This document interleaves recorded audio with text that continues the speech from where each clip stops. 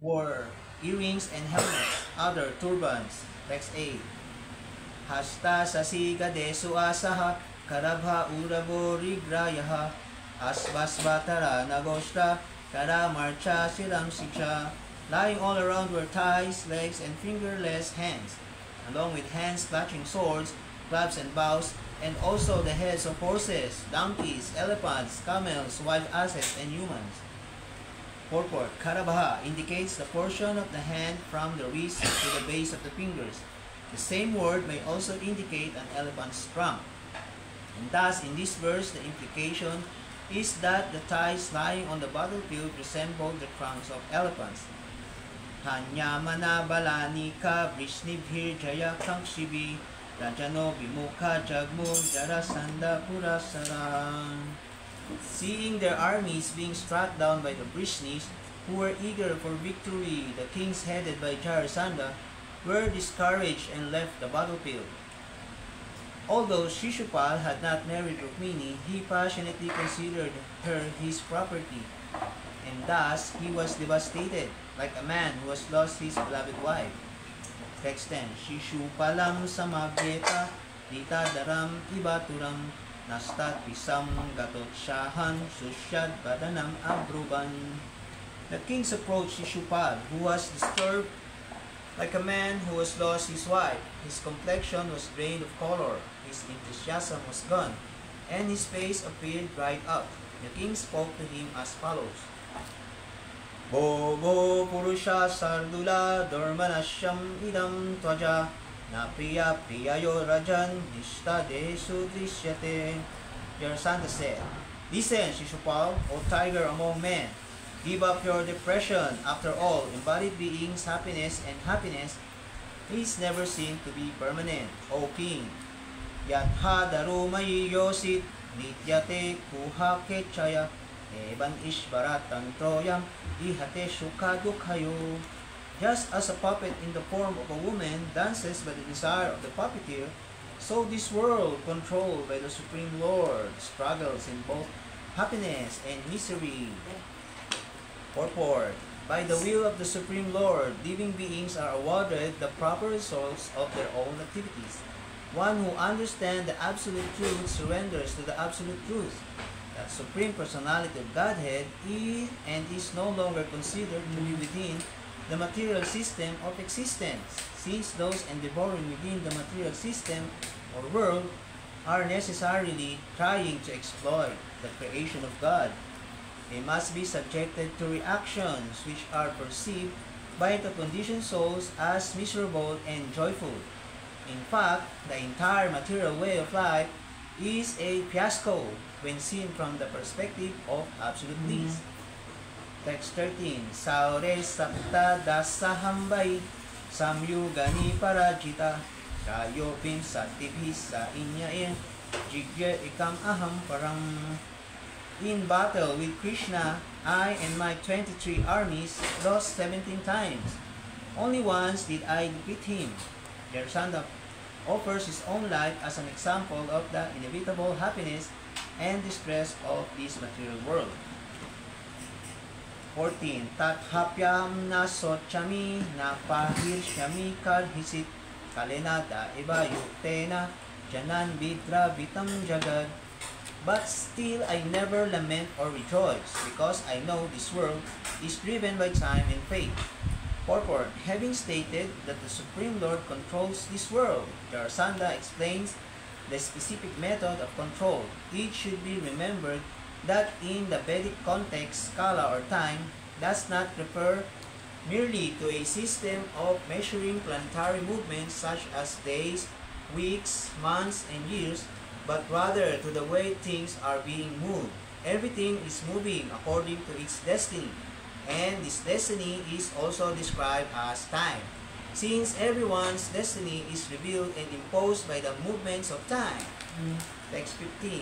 Aduna pibayam sarve virayutapa yutapa parajita palgutan prior yadubi Krishna palitai.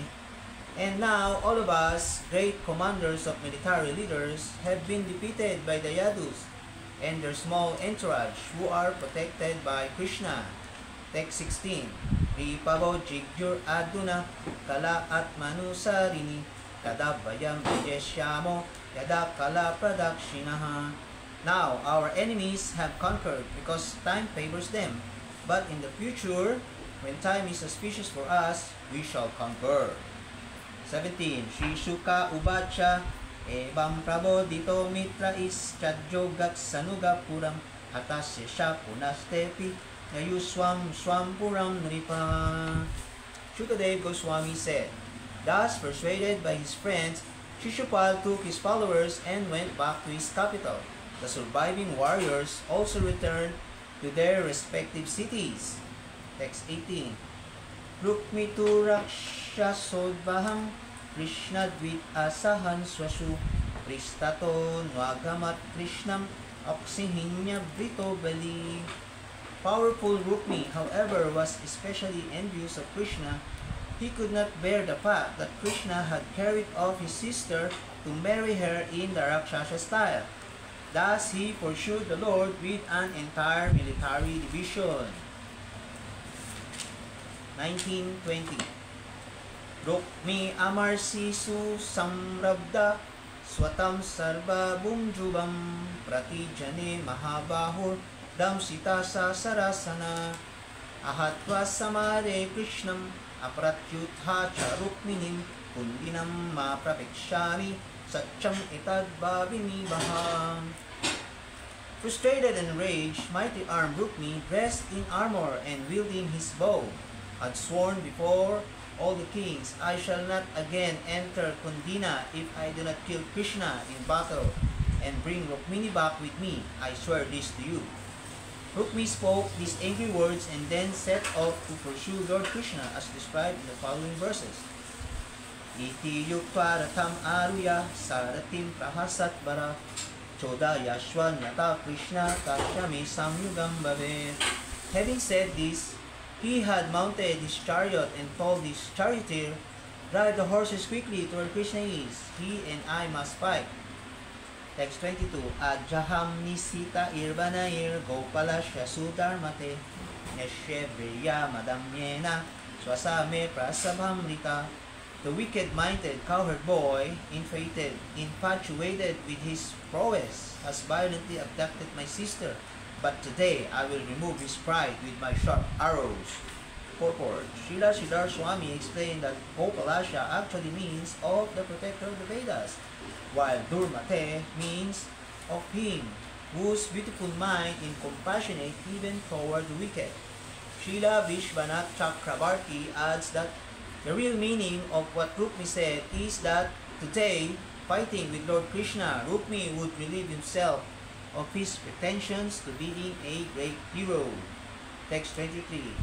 Vikatamana kumatir isbarasya pramanabit rate na ikena govindam tista tiste atabayat.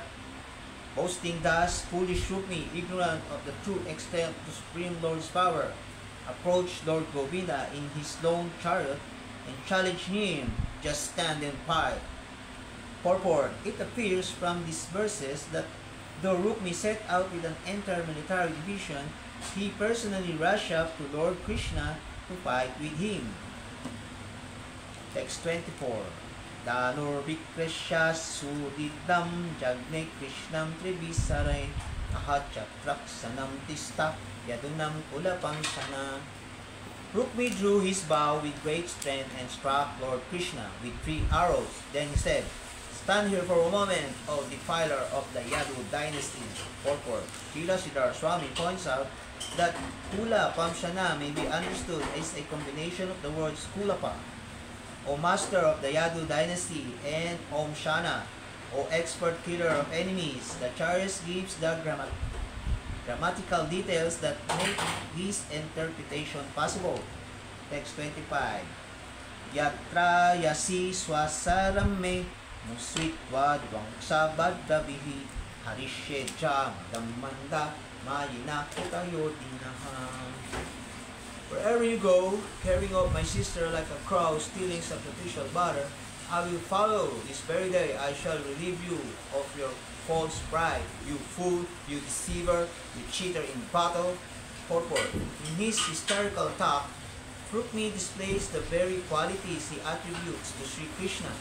Every living being is a part and parcel of the Lord and belongs to the Lord. Therefore, Rukmi was like a crow trying to steal the sacrificial offering meant for the enjoyment of the Lord. Text 26. Yaban name hato banai sayicha muncha darikam smayan Krishno danushkitva sadvir vidyadha Rukminam.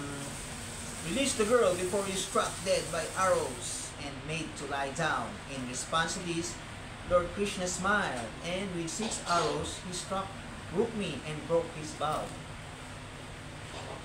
Purport. Srila Vishwanath Chakrabarti points out that, in fact, Lord Krishna was meant to lie down together with Rukmini on a beautiful bed of flowers, but out of shyness, Rukmi did not directly mention this point. Text 27. Astabis chaturo bahan gabyam sutam dvajam trivi sachanyat danur adaya Krishnam bibyadha panshabhi. The Lord struck Rukmi's 4 horses with 8 arrows, his chariot driver with 2, and the chariot's flag with 3. Rukmi grabbed another bow and struck Lord Krishna with 5 arrows. Next 28. Taistadita sarog hastitu chicheda danur achyuta punar anyan upatata tad apya achinad abyayaha. Although hit by these many arrows, Lord Achyuta again broke Rukmi's bows. Rukmi picked up yet another bow, but the infallible Lord broke that one to pieces as well. Text 29. Parikhampati Shamsulam Charmasi Shakti Tomaro Yajad Adjuyam Adata Tatsarvam Sochinadari. Iron, ladjon, 3-pointed spear, sword, and shield, pike, javelin, whatever weapon Rukmi picked up, Lord Hari smashed it to bits. Text 30. Tatorohad abaplukcha kadga panirjik hamsaya Krishnam abyad darbat krudha patanga ibapabakam. Then Rukmi leaped down from his chariot and sword in hand, rushed furiously toward Krishna to kill him. He like a bird flying into the wind. Text 31. Tasya chapatata kadgam tilasash karmaresuri shidvasim adade tigmam Rukminam hantum udjata. As Rukmi attacked him, the Lord shot arrows that broke Rukmi's sword and shield into small pieces. Krishna then took up his own sharp sword and prepared to kill Rukmi. Text 32. Krishva pratir bajog yogam Rukmini bayavi bala Patiba padayor bartur ubacha karunam sati. Seeing Lord Krishna ready to kill her brother, Saintly Rukmini was filled with alarm. She fell at her husband's feet and piteously spoke as follows. Text 33. Shri Rukmini ubacha yugeswara parameyatam Deva Deva Jagatpate Antum Narhasi Kalyana Bharataram Me Mahabhuja. Shri Rukmini said, O controller of all mystic power, Miserable One, Lord of Lords, Master of the universe, O all auspicious and mighty armed one, please do not kill my brother. Text 34. Shri Shuka Ubacha Taya Paritrasa Vikampi Tangaya Sucha Basusya Mukha Rudakantaya Katarya Vishram Sita Himamalaya Vita Pada Karuno Navyartaka. Shukadev Goswami said, Rukmini's utter fear caused her limbs to tremble and her mouth to dry up, while her throat choked up out of sorrow, and in her agitation her golden necklace scattered. She grasped Krishna's feet and the Lord, feeling compassionate, desisted. Purport. Srila Vishwanath Chakrabarti quotes that worldly rule that one sister is the personification of mercy. Dayaya Bhagini Murti. Even though Rukmi was wicked and was opposed to his sister's best interest, Rukmini was compassionate toward him and let Lord shared her compassion. Charina Badhatvam Asadukarinam Sasmastu Kesham Prabhapandyarupaya Taban Mamardu Parasanyam Adbutam Yadu Prabhira Nadinim Yata Jaga Gajaha. Lord Krishna tied up the evildoer with a strip of cloth. He then proceeded to disfigure Rukmi by comically shaving him. leaving parts of his mustache and hair. By that time, Gayadu heroes had crushed an extraordinary army of their opponents, just as elephants crush a lotus flower. Lord Krishna used his same sharp sword to give the wicked Rukmi a peculiar haircut. Krishnantikam upabrajya dadridus tatra Rukminam tatha butam hataprayam dishtva sankarsano vibu vimuchabadam karuno bhagavan Krishnam abravit. As the Yadus approached Lord Krishna, they saw Rukmi in this sorry condition, practically dying of shame. When the all-powerful Lord Balaram saw Rukmi, he compassionately released him and spoke the following to Lord Krishna. Asadidam tvaya Krishna kritam asmaj jugupsitam papanam smasru kesanam vairupyam suridobadaha. Lord Balaram said, "My dear Krishna, you have acted improperly. This deed will bring shame on us. For to disfigure a close relative by shaving off his mustache and hair is as good as killing him." Omniscient Balaram knew that Rukmi was the guilty party, but to encourage the lamenting Rukmini, he decided to gently reproach Sri Krishna. Text 38. Maibasman sadviya sitha pratur vairupya chintaya sukha dukha dona chanyasvi yatashwak kitabuk puman. Saintly lady, please do not be displeased with us out of anxiety for your brother's disfigurement. No one but oneself is responsible for one's joy and grief, for a man experiences the result of his own deeds. Text 39. Bandur badarda dosupi na bandur badham arhati Tvajya svenaiva dosena hatakim hanyate punang. Again, addressing Krishna, Balaram said, a relative should not be killed even if his wrongdoing warrants capital punishment. Rather, he should be thrown out of the family. Since he has already been killed by his own sin, why kill him again? Chatriyanam ayam dharma prajapati vinyamata Ratapi bharatam hanyad vena goratam stataha. Turning to Rukmini, Balaram continued, the code of sacred duty for warriors established by Lord Brahma enjoins that one may have to kill even his own brother. That is indeed a most dreadful law. Lord Balaram, in the interest of fairness, is giving a complete analysis of the situation. Although one should not kill a relative, there are extenuating circumstances according to military codes. In the American Civil War, which took place in 1860, many families were divided between the Army of North and that of the South. And thus, patricidal killing unfortunately became a common affair. Such killing is certainly Goratama, most dreadful. Yet such in the nature of the material world, where duty, honor, and so-called justice often create conflict only on the spiritual platform.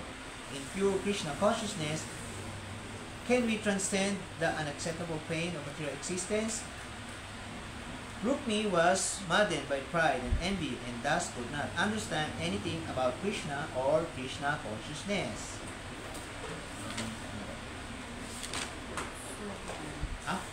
Hindi yung buong chapter. Nakakahaba. Okay pa. Sino? Paliwanag na? Palibasa. Rajasya bumervitasya striyo manasya tejasya naninonyasya bahetoho Shrimadanda Shipantihi. Again, Lord Balaram addressed Krishna. Blinded by conceit with their personal opulences, proud men offend others for the sake of such things as kingdom, land, wealth, women, honor, and power. Lord Krishna was originally meant to marry Rukmini. All along, this was the best arrangement for all concerned. And yet, from the beginning, Rukmi had maliciously opposed this beautiful arrangement. When his sister's desire was finally fulfilled and she was taken by Krishna, he viciously attacked the Lord with vulgar insults and mortal weapons. In return, Lord Krishna tied him up and partially clipped his hair and mustache, while certainly humiliating for a puffed-up prince like Rukmi. His punishment was a mere slap on the wrist, considering what he had done. Dito na lang. Text 44. Para sa benefit nung, kasi si Jenny, hindi mo niya buong storya. So, meron lang akong share. Kasi ang pagkakaalam natin, si Lord Krishna is God. Diba? So, pag sinabing God, tatatag siya ng religion. Only Krishna can establish religion. Siya lang yung pwedeng mag-establish ng religion. Yung mga religion na sinasalihan natin yan, katulad ng mga born again, Iglesia ni Cristo, Saksi ni Jehovah, diba? Marami, diba? Maraming mga, ang tawag doon grupo or sekta. Hindi siya religion kasi pag sinabi mong religion, buong ano yun, buong universe, buong mundo. Kasi pag religion means love of Godhead. Diba? So pagka nag-establish ka ng religion, ibig sabihin, nag-establish ka ng love. Love sa Supreme. Ang tanong, sa buong mundo, sino yung God? Diba? Marami tayong kilalang God eh. Parang ano yun eh. Araw. Diba? Yung araw, isa lang siya. Pero, pag pumunta ka lang Amerika, tawag doon sun. Punta ka ulit ng Pilipinas, punta ka Cebu, tawag doon adlaw. Diba? O, punta ka ng, hindi ko lang alam kung sa Kapampangan. Parang, medyo sa Kapampangan. So yun, isa lang ang araw, pero maraming pangalan. Ganon din yung God. Isa lang yung God, pero marami tayong tawag sa Kanya. Yung ba nga tawag? Diyos Ama, Bathala. So sabi ni Srila Prabhupada, kung ano yung alam mo na pangalan ng God, just chant the holy name. Kailangan mo Jesus Christ. Jesus Christ. Diba? Jesus Christ. Jesus, Christ, Jesus. Diba? Hindi mo siya i-chant kasi yun ang Yuga Dharma for this age of Kali Yuga. Yung meaning ng age of Kali Yuga, it means yung duration ng buhay ng tao is 100 years. 100 years na lang ang lifespan natin. Pero, yung iba nga hindi na umaabot ng 100. Diba? Hindi ko nga tapos 68 lang, 72. So, hindi pa nila na-reach yung 100. So, yung progression ng symptoms ng Kali Yuga, masyado na tayong naapektuhan kasi marami ng gera, di ba? May gera sa North Korea, may gera sa Iraq, sa Iran, di ba? Daming may gera.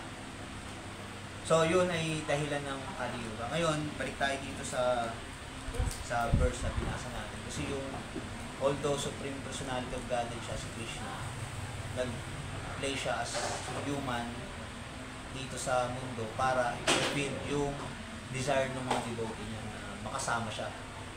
Diba? Kasi once na naging devoted ka, for example, meron kang idol.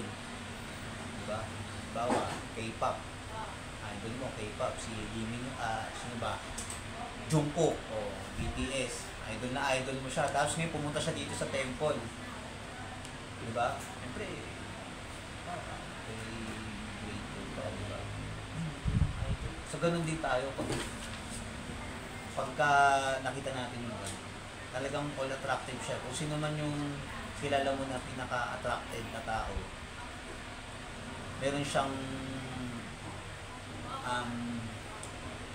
tawag dito, ang tawag siya dito. Kasi ginawa tayo kawangis ng gabi. Diba? So, kung meron kang ilong mata ka, gagawin din. So, even though Supreme Personality of Godhead siya yung God, nag-play siya dito. Ngayon, si Rukmini, siya yung ang desire niya is mapangasawa si Lord Krishna. Kaya, pinupulpil niya. Ngayon, yung way niya ng pagpapakasal dun kay Rukmini, iba. Hindi yung katulad ng ginagawa ng, kasi nung sinaunang panahon, pag yung mga prinsipe, yung mga pag mag-aasawa sila, magkakaroon ng ng contest. nagko-contest siya. Halimbawa, kung sino yung makapag-break ng araw na 100 years na, walang nakakabiyak, walang nakaka-fracture. Ngayon kung sino yung makakapag-build or makakapag-stream, siya yung mananalo. So, yung way ni Krishna iba. Ang tawag dun sa way niya is Rakshasas, wedding. Wedding by force. Ikidnapin niya yung yung mapapangasawa niya. Kasi ito si Rukmini, gusto niya talaga mapangasawa si Lord Krishna, kaso nga lang yung kapatid niya si Rukmi tutol. Diba? Ganun lang talaga sa family kapag may nagugustuhan yung babae tapos ayaw ng kapatid o ng pamilya. Tutol sila, lahat ng pagsubok ibibigay dun sa lalaki para lang lumayo. Diba? Pinipigilan talaga nila kasi meron silang bet para kay Rukmini, which is si Shishupal. Si Shishupal, siya yung demon. Siya, ang personification niya is hilig mong asar. Siya, mahilig siyang yung mga harsh words, lagi niya sinasabi kay Krishna. Everything na mga pangkukutsa, sinasabi niya kay Krishna. Parang tayo, di ba, sa tao, pag may inis ka sa isang tao, o sa kaklase mo, pangit mo, diba, gano'n. Hindi mo pinagagawa mo, di ba, ganun yung, meron tayong mga ugali na ganun din. So, yun yung mga demoniac nature.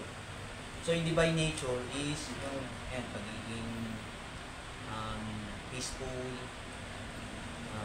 knowledgeable, diba? Nagpa-practice ng spiritual, chat na holy name. Diyan matidevelop yung divine nature natin, which is yung goodness, yung lahat matidevelop sa'yo. Kung ano yung alam mo na para sa'yo is magiging yung better person or better version ng sarili mo. So yun, ang way ni Krishna, inidnap niya si Rukmini para lang ipamukha doon sa mga demon, kasi puro demon society, lahat yun puro galit kay Krishna. Kasi nga, ay nilang tanggapin na si Lord Krishna, siya yung Supreme Personality of Godhead, na siya yung may-ari ng mundo, buwan, lahat siya may-ari. Ayaw nilang tanggapin yun kasi nakikita nila si Krishna as human human being. Tao ka lang yun, paano kang naging God? Hindi nila maintindihan sa klase nung brain meron sila kasi nga demoniac sila. Mas nananaig yung demoniac nature kaya na-covered yung intelligence nila at saka yung knowledge na-covered. Kaya ang tingin nila kay Krishna is isa ka lang na tao. Ako hari ako, marami na akong pinatay, marami na akong sako. Ikaw cowherd boys ka lang, lumaki ka lang sa farm, di ba? Tapos ako, tapos nanakawin mo yung yung mapapangasawa ko.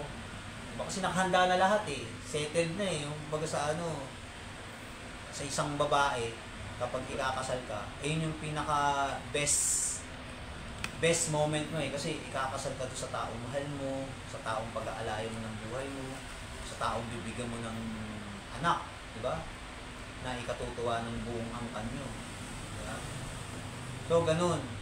Nakahanda na lahat, naka-set na lahat. Yung flowers, parang kung pupunta ka dun sa mga ikinakasal dun sa simbahan dun sa katedral, yan. May mga pangarap ng dito sa Pilipinas mostly sa mga babae dito. Gusto nila makasal sila sa katedral.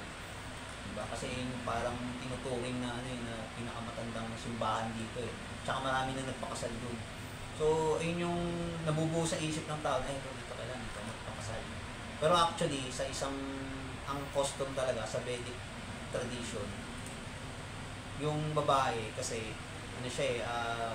para siyang ikinukumpara sa isang mamahaling jewelry. Babasagin. Kaya kailangan mo ingatan. Kailangan mo siya. Hindi siya pwedeng mabasag ng kahit sino.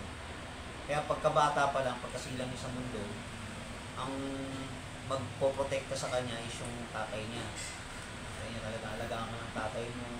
Isa nga nagiging daddy's girl yung mga batang babae. Masyado sila malapit sa tatay. Actually, ganoon naman talaga eh, kasi nakukuha ng mostly ugali nung babae is ugali ng tatay. Tapos, pagka nag-asawa na siya, actually sa Vedic tradition, ang naghahanap talaga ng mapapangasawa ng babae is yung tatay. Kasi yung tatay, gusto niyang may palagay sa tahimik yung anak niya, na alam niya na hindi sasaktan, iingatan. So siya mamimili. Hindi pwede yung ay, dad, I'm in love with this guy, di ba? So pogi, di ba? So guwapo, di ba? So mabait, ganyan. I really fell for him. Pero yung tatay, hindi niya gusto. Di ba? Kasi nga, wala dun sa loob niya, hindi makakatulong sa anak ko to, hindi kami matutulungan sa spiritual life nito, at sa material. Di ba? Ganun. Actually, sa Vedic tradition, hindi naman tinitingnan kung gaano kakayaman. Ang importante, maalagaan mo yung babae, magbibigyan mo siya ng spiritual life. Yun ang pinaka-importante, yung makabalik kayo kay Krishna, back home, back to Godhead. So, naghahanap siya ng tao na ibibigay niya doon sa anak niya.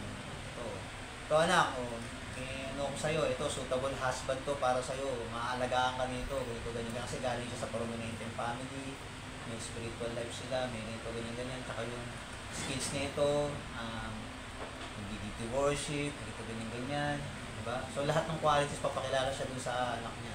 So, ngayon, bibigyan sila ng time na getting to know each other well, para yung mga gusto nila is mapag-usapan nila or ganyan, mabigyan sila ng time ba, para pag nag-asawa sila, pamilyar sila sa isa't isa. Meron pang isang custom na yung babae, patitirahin dun sa in-laws, magiging in-laws niya. Tapos, naglalabas siya ng damit, lahat ng mga gawain bahay. Kaya ang babae hindi tinuturuan ng scriptures. Kasi nga, hindi nila masyadong maintindihan. Kaya kailangan lang nilang sumunod dun sa lalaki na nagpa-practice ng spiritual. Dun sila, kaya sila nagiging chaste. Kaya yun ang qualities ng babae, shy at saka chaste. Yung ng dalawa na yun, panalo mo sa lalaki.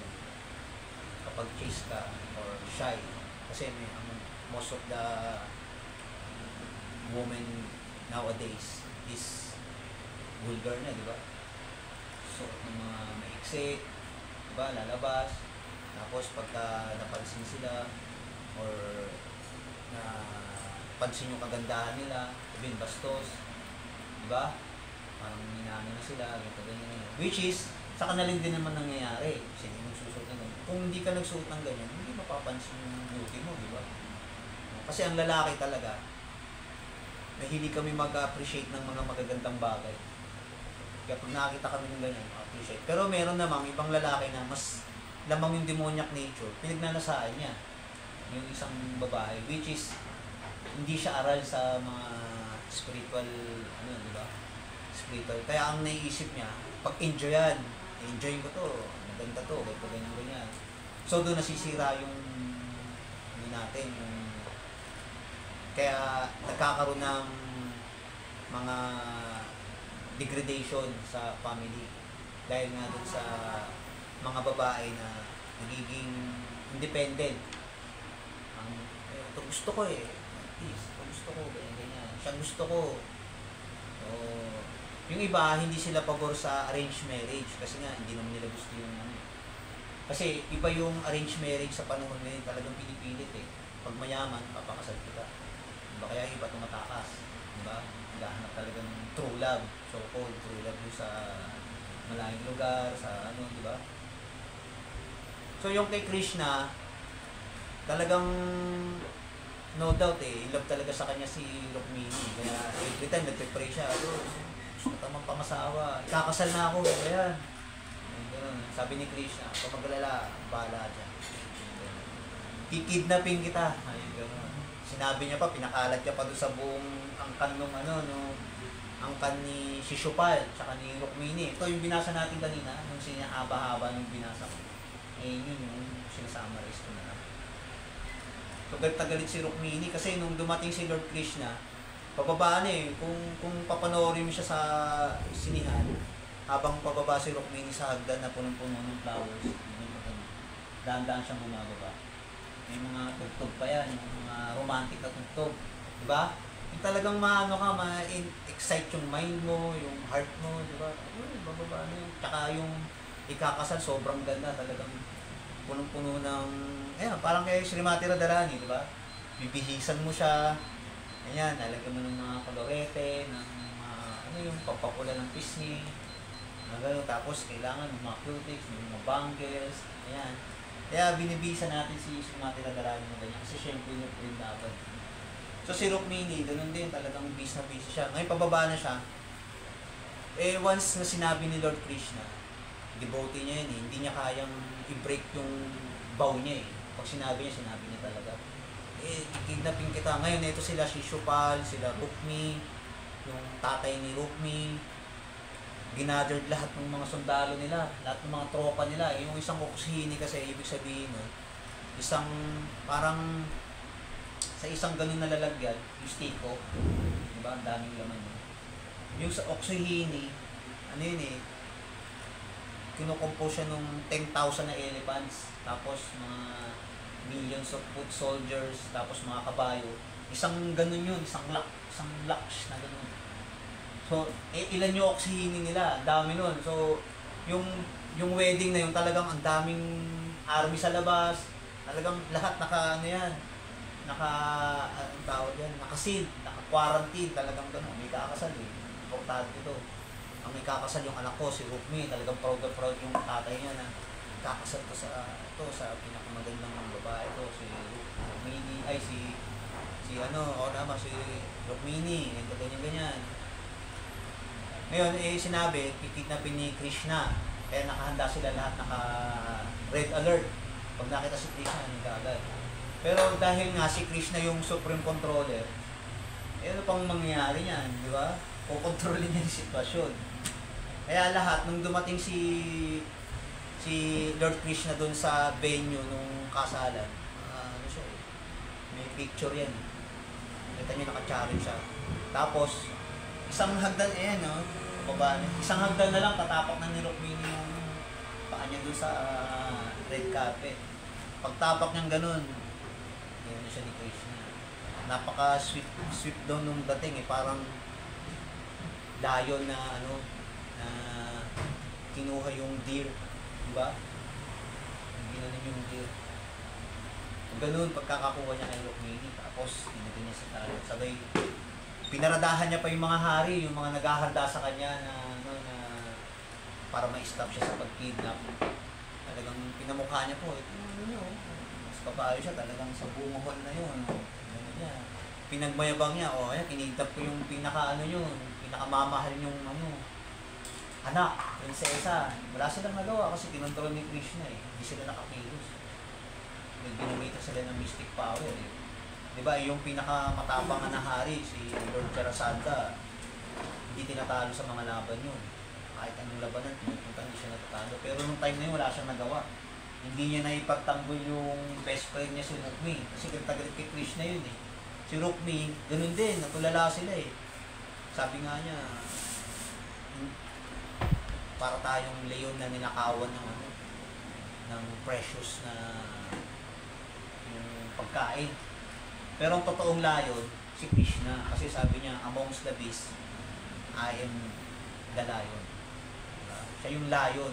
So ang totoong leon doon, si Krishna. Yung mga nagsasabi na sila yung leon na naagawan ng precious, ano yun, mga fake, mga fake tune. Kasi si Krishna lang yung totoo eh. Pag sa dulibid lang yung may nila, kaya akala nila, supreme sila, malakas sila. Pero ang pinakamalakas talaga si Krishna. Wala silang nagawa eh, di ba? Pinaradahan pa sila, tapos patakas. Nung nakalabas na ng pinto, tsaka sila na himasmasan. Ano nangyari, di ba? Dami-dami natin dito, ilang libo yung army mo, wala kang nagawa. Di ba? Ikaw, sinisin nila yung mga bawat tao. Hindi ka natatalo sa labanan, pero ito, kinuha lang yung galit si Rukmini. Ay, si Rukmi, yung kapatid. Ginawa niya, nabol niya. Yun, panaan sila, di ba? Panaan sila. Pero bandang huli, nadipit din ni Krishna si Rukmi. Pinali niya. Pero hindi niya pinatay kasi nagmakaawa si Rukmini. Kasi kahit pa paano, kapatid niya pa rin yun. Diba? Kapatid niya pa rin. Iba talaga yung kadugo. Diba? Mas matimbang. Kaya kahit na against yun sa kanila, inano niya pa rin kay Krishna na, please, wag mong patayin yung kapatid ko. Sabi, kapatid ko pa rin yan. Pinasipay sila ni Lord Balaram kasi dumating din sa Lord Balaram sa eksena. Sabi niya na, oo nga naman, mong patayin kasi in-laws mo yan eh. Diba? Kapatid ng asawa mo yan eh. So, pagbigyan mo na kasi ang babae, pinagbibigyan daw yan sa mga hiling, lalo na pag mga ganyang bagay. Yung sa kapatid, kasi natural yung mga babae na sunod. Yung mag-overthink. Diba? Naligaga. Ay, kulang. Ganyan. Ayun ang nature ng mga babae. Emotionally. Oo. Pero ngayon, inallowed ni Prabhupada na magbasa kayo ng scriptures kasi Kali-yuga eh. Para malaman, maintindihan mo kung ano nangyayari sa mundo. Diba? Na hindi pala dapat to, hindi pala dapat ganyan. Dapat pala ganito, dapat pala ganyan. Pero ang pinaka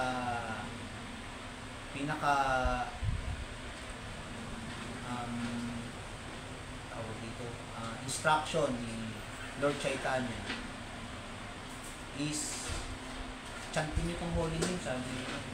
Wala na ibang paraan. Kasi si Lord Chaitanya, nag-aral siya ng maraming libro, Vedanta Sutra, Vedas, nag-aral siya, pinag-aralan niya. Wala nga makatalo kay Lord Chaitanya pagdating sa philosophy. Talaga lahat, nadidipit niya, lahat ng pandit, lahat, all over the world. Pumupunta doon sa India para lang mag-establish ng religion. Sabi nga, hindi ka makakapag-establish ng religion kasi si Krishna lang ang may karapatang mag-establish ng religion. Kasi, hindi ikaw ang religion. Diba? Kaya ngayon, pinaliwanag ko muna sa inyo kanina yung religion is love of God. Diba? Kaya yung iba, pag tinanong, ano religion mo? Actually, mga ano po kami, International Society for Krishna Consciousness. And we are spreading love of God, which means religion. So, hindi po kami yung religion. Diba? Yun yung tinuturo sa amin, yung religion. Kasi sila, kiniklaim nila, anong religion? Diba? Ang nakasanayan na lang na sabihin na, religion. Pero yung meaning talaga ng religion, hindi mo alam. Diba? Kasi, nakinig ka lang naman sa pare. Sinabi ng pare, ganito. Siyempre, para sa mga Katoliko, pinakamataas na authority ang dapat sundin, pare. Diba? Kasi sila nag-aaral ng austerity, nag-aaral sila para ng realization. Diba? So dito sa Krishna consciousness, ganun din. Yung ginagawa namin dito, para kang nagpapari. Kasi unang-una sa lahat, meron kang dapat sundin na four regulative principles. O, ano yung four regulative principles? Number 1, ano? No meat eating. No meat eating. Fish or eggs. Number 2, no intoxication. Diba? Yung alak, drugs. Tapos 3, no gambling. Yung mahjong. Basta may involved yung pera, para host, tong eats, tapos number 4, yung illicit sex, which is, ang ibig sabihin, sex outside marriage. So, kailangan, kasal ka muna, bago ka, kasi tayo nakasanayan na natin yung premarital sex. Yun yung in-introduce sa atin ng mga Amerikano. Kaya yung mind natin, na ano dun na degrade dahil doon sa inano ng mga Amerikano, kasi mga Amerikano wala naman silang tradisyon. Wala silang tradisyon. Mataas ang sense gratification nila, kaya sila inom, diba? Sex, lahat yan ang ginagawa nila. Ay na-influensyahan tayo. Tutusin, ang Pilipinas is ang tawag doon, ano tayo sa mga paniniwala di ba? Yung pamahiin, mga ganun, kailangan ito muna, ito ganyan.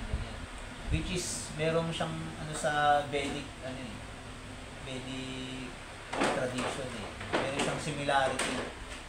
Diba? Siya conservative. Yun ang word yun, conservative. So, pag bata ka pa lang talagang gahanda mo yung future mo, di ba? So, meron siyang ano ng Vedic tradition, di katulad sa mga Amerikano, wala. Pag lumaki yung mga batang babae doon, pagdating ng 18, Dad, I have to go out, I have to date. Diba? I have 10 boyfriends, mga ganun. So, para sa kanila, baliwala lang yun, liberated sila eh. Pero sa atin, dahil na meron tayong slight na parang na mersihan tayo eh ng Vedic tradition, kaya tayo yung custom na ganun sinusunod pa rin natin, di ba? Yung babae pagka dalaga pa siya, nasa poder ng magulang, di ba? Ngayon pagka kasawa siya sa asawa niya, ngayon ang nangyayari dahil nga hindi naman arrange, nagustuhan lang, kita lang dun sa labas, pogi, tapos mayaman, kapag yung bulsa, tapos oh hi, pwede ka ba makilala? Oh, yan na, ito na, simula na nung pagkawasak ng buhay niya yun. Kaya, sa mga ladies, kailangan be careful tayo sa association, sa mga lalaki. Careful tayo, kasi dyan nagkakaroon ng development. Kasi dyan nagsisimula yung lust. Sabi kasi, ito maraming beses ko na naririnig ko eh, simula pa nung pumasok ako sa Riklisha. Lagi sinasabi ng mga authority, yung lalaki daw is just like butter. Tapos yung mga babae, fire. Ano mangyayari pagka yung fire ay malapit sa butter? Ano mangyayari? Di ba natutunaw? Ay ganun kami. Nalusaw kami, nawawala yung pinaraktis namin, nawawala pag nandiyan yung babae. Kasi siya yung nagiging object of the senses. Napapalitan yung mood eh. Napapalitan. Kaya ang advice sa mga babae, mag-practice ng spiritual life. Para pag nakita namin kayo, si mother, diba? Remind sa amin na maging Krishna conscious. Lalo na pag chase ka, pagka yung nagpa-practice ka ng spiritual life. Actually, pag nagpa-practice ka doon ng spiritual life, yung beauty ng isang babae, yung potency, nadadagdagan yun. Lalo na pag nag-chat, lalo kang nag-glow, lalo kang nagiging attractive. Pero hindi mo mapapansin yun. Kasi nga, nag-chat ka eh, transidental, wala kang pakialam sa atin. Diba? O, ganun. Pero the more na nag-ano ka din sa self-gratification, ito mo maraming nasisira ang buhay ng babae. Diba? Kasi mas pinipili nila na yung kung ano yung nararamdaman nila. Hindi sila nagkakaroon ng analyzation. Diba? Ay, ito ba? Matutulungan ba ako nito? Actually, tinitignan mo. Ay, marami tayo. Diba? Sige, sakta na ako sa'yo. Tapos, bandang huli, ang ending, sinasaktan siya. Dahil marami pong pera eh. Diba? Pupulo sa kwarto. Hindi pa lalabasin. Bugbugin. Pagka-ari na kita, binayaran na kita. Kasi, pera lang mo sa akin. Diba? Iba naman, napugian, nakyutan. Tapos, ang ending, iniwanan sila kasi nga, cute siya eh. Marami nagkakagusto eh. Marami kang kaagaw. Diba? Marami kang kaagaw doon sa nagugustuhan mo. So, kailangan maging matalino ka sa pagpili. Piliin mo yung worthy sa'yo. Diba? Matutulungan ka spiritual. Di bali na yung ano eh, yung sa material kasi kapag nag-focus kayo sa spiritual, si Krishna magbibigay ng ano sa inyo. Ng magandang kinabukasan. So yung mga future desire na gusto nyo mangyari, unti-unti yun pupulpil ni Krishna. Once na si Krishna ang naging center ng inyong buhay na dalawa. So sa mag-partner, hindi naman din mawawala yung mga sense gratification habang nandito tayo sa material world. Kaya pinapractice natin, practice lang ng practice. Every time magpo-fall down ka, tayo. Parang boksingero lang yan eh. Di ba? Pag nasapak ka, uy, nadali ako dun. Tayo, labang ka pa din. Kailangan mo manalo eh, di ba? Kailangan natin panalo yung spiritual. Kasi pag nasa spiritual ka, no need na mag-isip ka ng material, ibibigay naman sa ni Krishna yun eh. Hindi pa nga lang dumadating yung time. Minsan kasi papahirapan ka muna ni Krishna. Titignan kung sincere ka dun sa gagawin mo. Diba? Wala kang pera, wala kang ganito, wala kang bahay, wala kang... Diba? Litong-lito ka na, saan ako pupunta, saan ako ano nito, diba? Pero actually, si Krishna na nandyan. Actually, nasa puso nga natin siya. Nandyan si Krishna as Paramatma. Siya yung witness sa lahat ng ginagawa natin. Para kapag ikaw ay nag-pass away na, napunta ka doon sa kingdom ni Yamaraj, yung Lord of Death, bago ka pumasok doon sa gate na malaki niya, kapag ka hindi ka nag-practice ng spiritual life, kakagating ka ng aso. Yung aso na tatlong ulo. Tatlong ulo na tapos matatalim yung pangil. Ngayon pag kinagat ka nun dito sa hita, malalaman mo yung mga in-enjoy mo na sense gratification. Pero sige pa, gusto ko pa eh. Ganun. Bago ka pumasok. Tapos pagdating doon, dahil si Krishna yung Paramatma, lahat ng mga ginawa mo simula nung bata ka pa, lahat yung naka-record yun. Ipa-flash yun na gano'n sa malaking screen. Ngayon, si Yamaraj, Lord of Death, i-analyze niya kung anong bibigay sa'yo na body. I-analyze, oy, medyo matimbang yung mga kasalanan na ginawa mo eh. Wala kang spiritual practice. Sabi niya, ay dito ka, magiging tiger ka next life mo kasi may hilig kang kumain ng karne, di ba? May hilig kang mag-hunt ng babae, tapos tamad ka magluto, gusto mo kinakain na lang, bili ka kanya ng kuko. Para pag ginanon mo yung kung ano man yung kakainin mo, ganun kagad yung laman. Tapos binigyan kanya ng pangit, para hindi mo nalulutuin, di ba? Sagpangin mo na lang. Tapos yung bituka mo, sobrang taas ng acid. Para pag kinain mo yung karne, ito na wagad. Kain ka na naman. Tapos, buti pa yung mga tigre, mga leon, meron silang disiplina eh. Pagtas silang kumain, kaka-hibernate yan for 1 year. Matutulog lang sila. Tapos paggising nila, hunting. Hunting na naman yan. Hanap sila ng mga kain nila. Dadalan mo yung pamilya niya. Bubugtasin niya muna yung asawa niya bago siya matulog. Ganun ang buhay nila. So parang sa human, ganun din, di ba? Kain, eating, tapos mating, sex life, di ba? Sleeping, tulog, tapos depending kapag kami maaway sa'yo or may nagsalita ng hindi maganda para sa'yo, pagtatanggol mo yung sarili, oh, joke ganyan, ha? Diba? So, yun yung 4 propensities of life. Yun yung animal life. Kaya, kailangan mo mag-practice ng spiritual life para umangat ka sa level ng human. Kasi, although nasa human form of life ka, pero yung ginagawa mo, pang animal eh. Diba? Eating, mating, sleeping, depending. Kaya kailangan mo mag-chant, kailangan mo itaas yung sarili mo para maabot mo yung stage ng human form of life, which means yung self-realization. Ngayon pag nasa baba ka, ano yun eh, animal life yun, wala kang pakialam, wala kang Diyos, basta kung may pera ka, ikaw ang God. Ayun yun. Kaya kailangan mo itaas yung level mo. Kaya inuunti-unti. Meron namang pinakamataas na level, ayun na yung mga yung hindi niya nakikita yung good at saka yung bago para sa kanya parehas lang yun. Lahat, walang pangit, lahat equal lang tingin niya. Ayun yung pinakamataas na stage, ang tawag doon mga utama at ikari. So sa atin, alam naman natin kung yung level natin eh, di ba?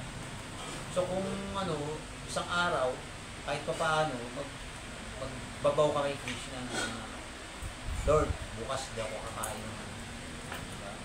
Lord, bukas hindi ako ganito. Bukas sa atin ako manggalaw. Baka napang kita. Kahit konting promise lang, naririnig ni Krishna yun. Kasi si Krishna hindi siya binging. Hindi ka tulad natin.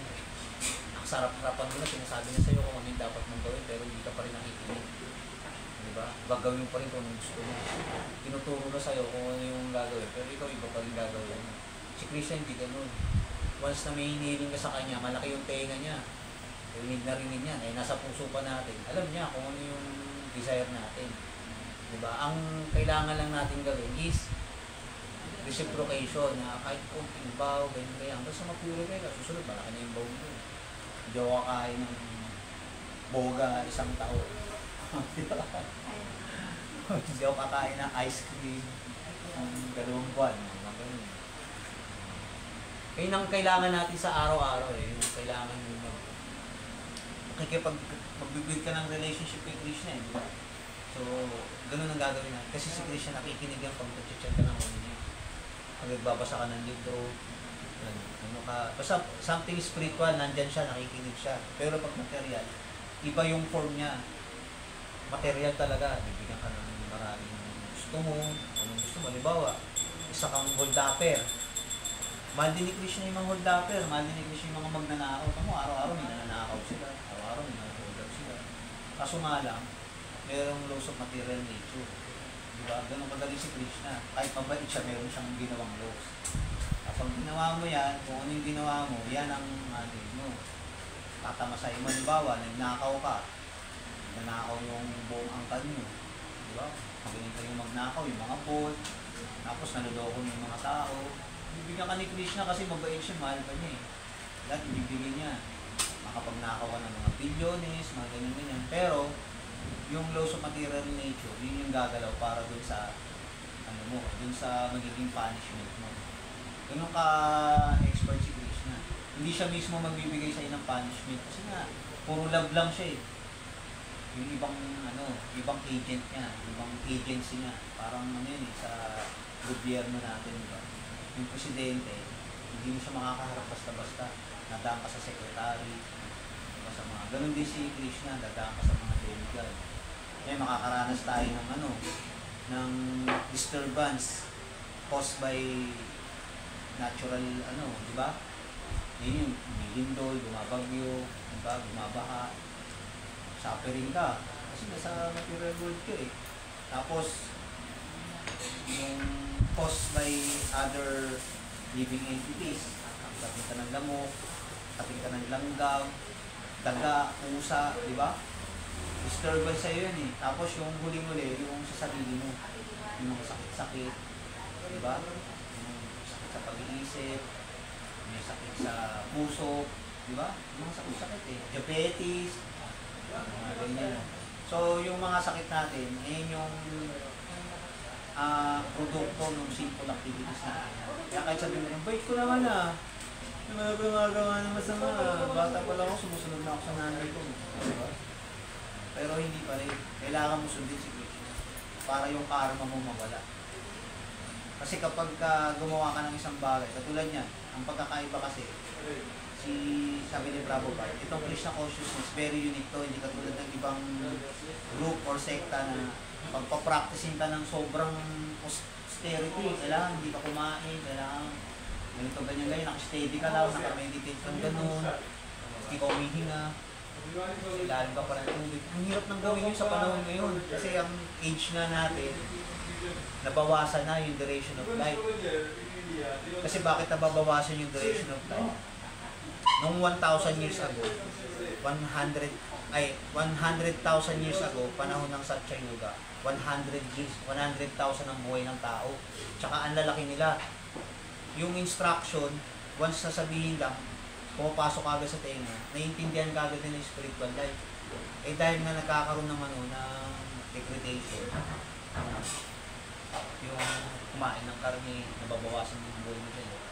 Tapos pagka disrespect ka sa matatanda, wala ka respeto, mabawasan yung duration of life mo. Tapos na i-indulge ka sa mga simple activities, nababawasan mo yung buhay. Kaya habang nag-i-engage ka din sa mga simple activities, nababawasan yung buhay. Kaya yung iba hindi na tumatagal ng 100, hindi na umaabot. Dahil sa meat eating, intoxication, kasi yun yung yun ang papababa sa atin. Ngayon kung pa-practice yung spiritual life, maganda yung yung aura, di ba? At saka isa pa, hindi ka attached dun sa ibibigay sa'yo na magandang aura ni Krishna. Kasi yun yung gagamitin mo para ma-attract mo yung ibang tao na pumunta sa kaya kung ikaw, binigyan ka ng ganyan ni Krishna, gamitin mo sa service. Diba? Pwede kang kumain ka ng pasada. Pwede kang maglaba. Diba? Lagawin yung gamit Prabhupada. plansyahin mo, service yan eh. Tapos, yan, weekly worship, maglugas ka ng pots, magluluto ka. Although sa labas, nagluluto din sila, di ba? Pero, ang magkakaiba natin sa kanila, yung ginagawa nila patigpil. Tahimik. Yun yung kaibahan, meron kang Krishna consciousness. Kaya, pag meron ka nito, i-keep mo yan sa buong buhay mo. Gamitin mo siya. Kasi yun yung magiging ano natin. Yun lang yung magiging kayamanan mo. Wala kang yaman sa mundo.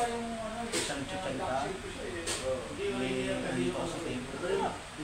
Hindi ka affected ng ano, ng ano nila din sa, di ba yung time dyan? Di ba yung time dito? Diba? Pag sa labas, parang sobrang pagod ka, sobrang ano ka, tapos yung pera mo, ito lang, tapos may babayaran ka pa, bill, diba? Tapos supportahan mo pa yung boyfriend mo, supportahan mo pa yung kung sino naman yung paborito mo, diba?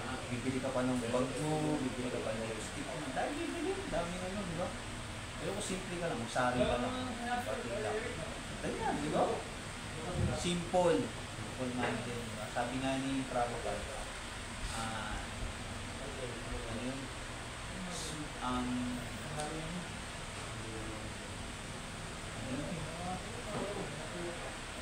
Meron siyang ano yung slogan. Simple living, high thinking. Simple lang yung pamumuhay mo, pero yung pag-iisip ng taas. Kasi nagbabasa ka ng libro, out of this world yun eh. At may mga kwento dyan, wala sa mga ano, hanapin mo sa National Library. Wala yung kwento nyo. Wala yung tinuturo about sa soul. Hindi sila nagtuturo ng tinuturo sa eskwelahan kung paano palalakasin yung abilidad mo na gumawa ng isang bagay, matalino ka sa ganitong field, diba? Magagamit mo, magiging professional ka, mag-earn ka ng maraming pera, at the end of the day, pagod ka, tapos lumilipas yung panahon, tumatanda ka na, hihina na yung katawan mo, yung utak mo, pumupurod na rin. So wala nang silbi, what's the use? Tapos marami kang pera, tapos mamamatay ka naman, alagay ka rin sa kabaho. Diba? Yung pera mo, hindi mo nadala. Pero kung eto, babasahin mo, hanggang sa kabilang next life mo yan, dala-dala mo yan. Hindi yan mawawala sa'yo, yung knowledge, kasi naka-intact na yan sa atin. Kung pumunta ka sa next life mo, o di devotee ka ulit, kasi natapos ka ng ano eh, ng ganito eh. O di susunod ka na ulit, temple ka ulit.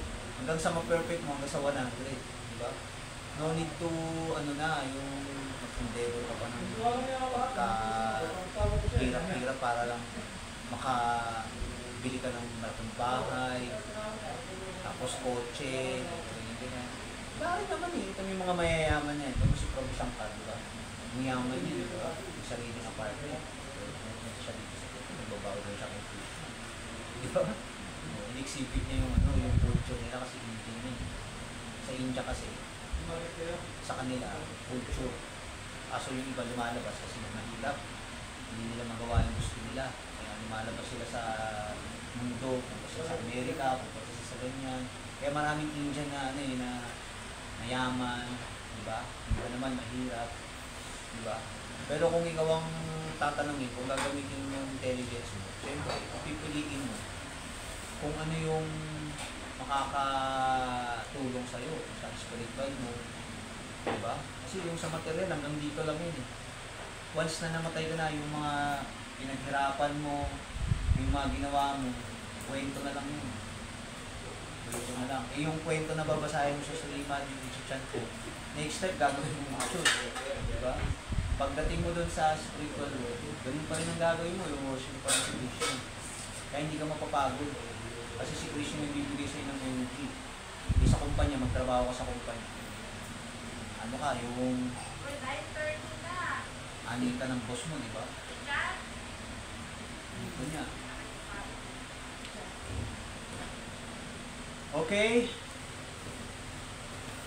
Yan, Srimad Bhagavatam Ki Jai. Napakita, no?